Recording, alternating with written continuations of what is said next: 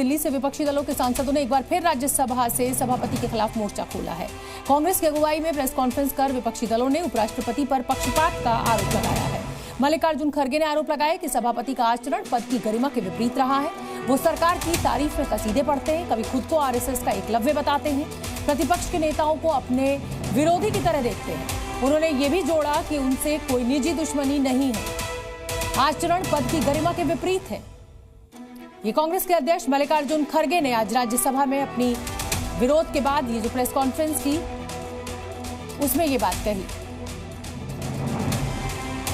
संविधान के अडॉप्शन के 75वें साल में चेयरमैन की तरफ से हो रहे बायस्ड पार्टीजन व्यवहार विपक्षी पार्टियों को उनके खिलाफ ये प्रस्ताव लाने पर मजबूर किया।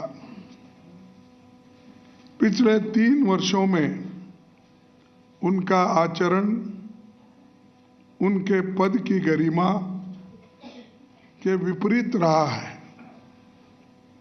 कभी वे सरकार के तारीफ में कसीदे पढ़ने लगते हैं, कभी खुद को आरएसएस का एकलव्य बताने लगते हैं।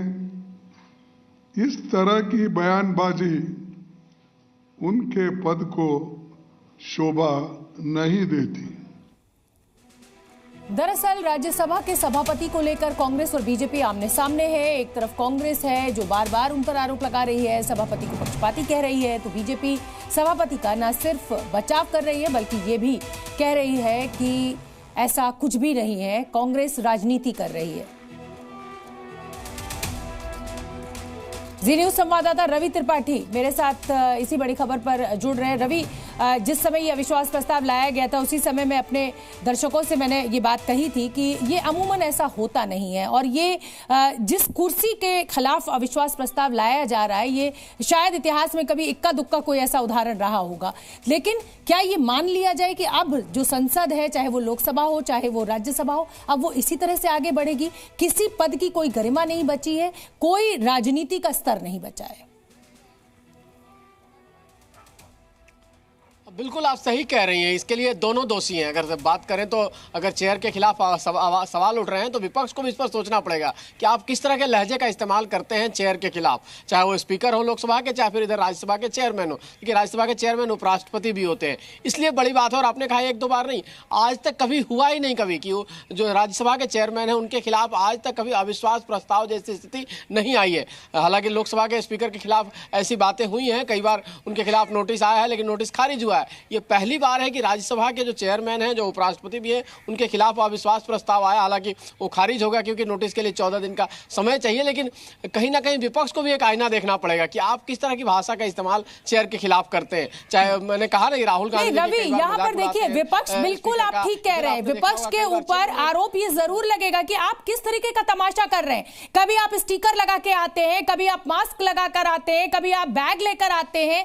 आप अडानी का विरोध कीजिए लेकिन उसकी भी एक सीमा होती है। विपक्ष को जनादेश इतना मजबूत दुनिया देश ने इसीलिए बनाया है कि आप जनता से जुड़े मुद्दों को उठाएं। उधर सत्ता पक्ष है वो सिर्फ सोरोस का नाम लिए हुआ है। कुल मिलाकर जो सार्थक चर्चा होनी चाहिए सदन में वो तो कहीं दिखाई नहीं दे रही है। सुप्रीम कोर्ट ने इतनी बड़ी टिप्पणी कर दी कि 80 करोड़ लोगों को आप मुफ्त राशन बांट रहे हैं, उस पर कोई चर्चा नहीं है। उधर अगर जगदीप धनखड़ को भी देखा जाए तो जब वो बंगाल के राज्यपाल थे उस समय ऐसे ही उनकी सीधी लड़ाई ममता बनर्जी से थी। अब आप सभापति के पद पर है, अगर इतने गंभीर आरोप आपके ऊपर लग रहे हैं तो ताली एक हाथ से तो नहीं बचती है। रवि बिल्कुल बिल्कुल आप, मैंने कहा ना कि दोनों तरफ से गलतियां, गलती एक तरफ से नहीं है क्योंकि चेयर को भी जो आरोप लग रहा है कि चेयर बोलने नहीं देते।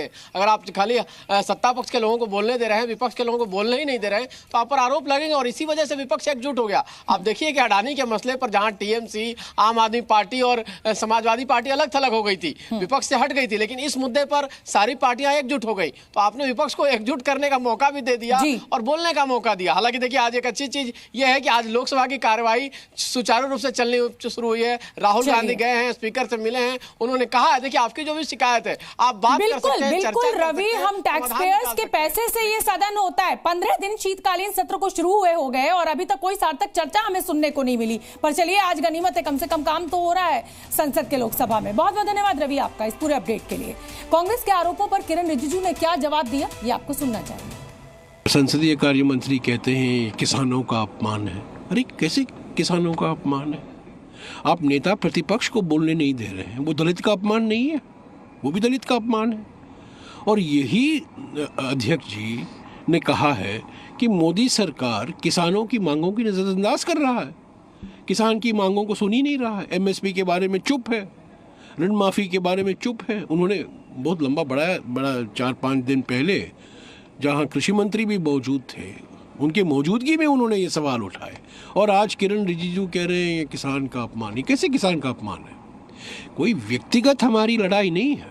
हमने शपथ खाए हैं इस देश का सोवरेनिटी का, इस देश का यूनिटी को रक्षा रखने के लिए हम शपथ लेके आए हैं। उपराष्ट्रपति के पद को, उपराष्ट्रपति का गरिमा को अगर आप लोग अटैक करेंगे तो हम बिल्कुल बचाव करेंगे। और आप लोगों का जो इंटेंशन है इसको हम कामयाब नहीं होने देंगे।